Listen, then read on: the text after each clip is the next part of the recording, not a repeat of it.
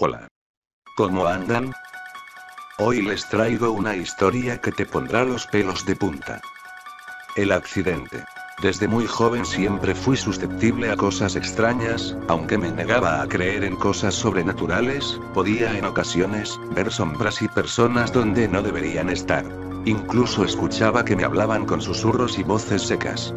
Mi abuela decía que era un don, sin embargo con la edad, poco a poco mi razonamiento se sobrepuso a toda actividad extraña que sucedía en mi vida.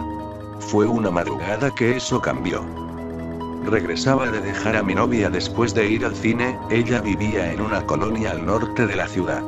Muy cerca de la iglesia del Santísimo Sacramento. Casi siempre me quedaba un rato platicando con sus papás y despidiéndonos prolongadamente. Siempre se me hacía de madrugada en su compañía y aunque tenía la oportunidad de quedarme en su casa, esa noche decidí irme. Yo vivía algo cerca, así que cuando regresaba a mi casa, lo hacía caminando y cuando había dinero en taxi. En esa ocasión no había dinero. Así que emprendí el camino.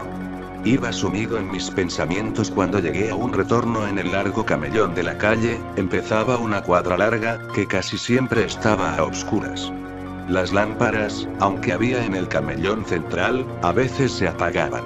Esa cuadra en particular se me hacía muy extensa, ya que la barda larga de glocks hacían que pareciera que caminabas mucho y avanzaras poco, no sé en qué momento las lámparas que estaban apagadas se prendieron de improviso, e iluminaron mi camino.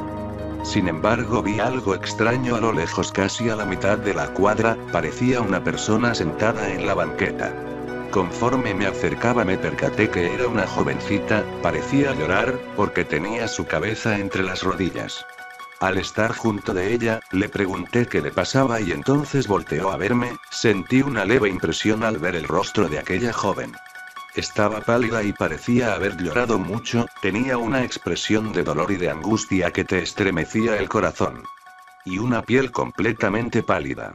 Quise ayudarle y preguntarle qué hacía ahí. ¿Qué te pasa, nena? ¿Te sucede algo?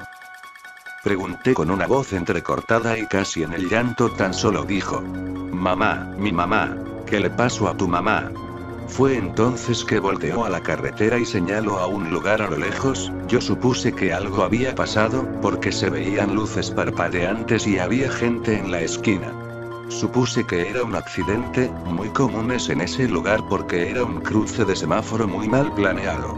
Le dije que la acompañaba, entonces se levantó de la banqueta y comenzó a caminar con una mirada completamente ida y decidí ir a su lado e íbamos a pasos lentos. Algo me causaba inquietud y vi la multitud de gente que estaba en el semáforo inquieta. Al llegar a la esquina, sentí un espasmo que me hizo tragar saliva, había policías, ambulancias y mucha gente congregada en el lugar. Había ocurrido un espantoso accidente, noté que había un coche rojo que había impactado a un taxi haciéndolo pedazos.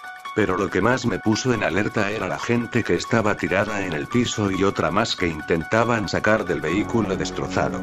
Había otra persona siendo atendida por los paramédicos. Mientras los policías acordonaban el área del accidente. En ese momento mi curiosidad me hizo acercarme para ver la magnitud, entonces recordé a la niña y comencé a buscarla entre la gente, no la hallé.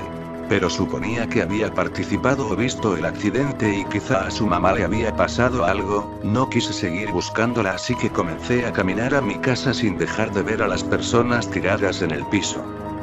Sentí una corriente eléctrica que recorrió mi espalda desde la nuca hasta los pies, mi corazón comenzó a latir fuertemente y mis piernas comenzaron a temblar. La jovencita a la que había visto momentos antes, estaba tirada muerta, en aquel lugar.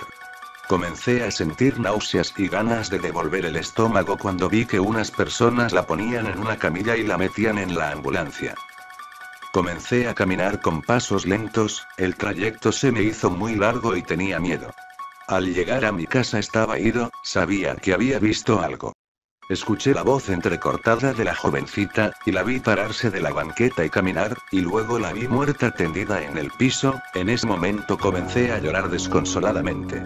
Mi mamá al verme se preocupó y me preguntó qué pasaba, le conté la historia y tan solo me abrazó. Después de esa madrugada ya no pude dormir.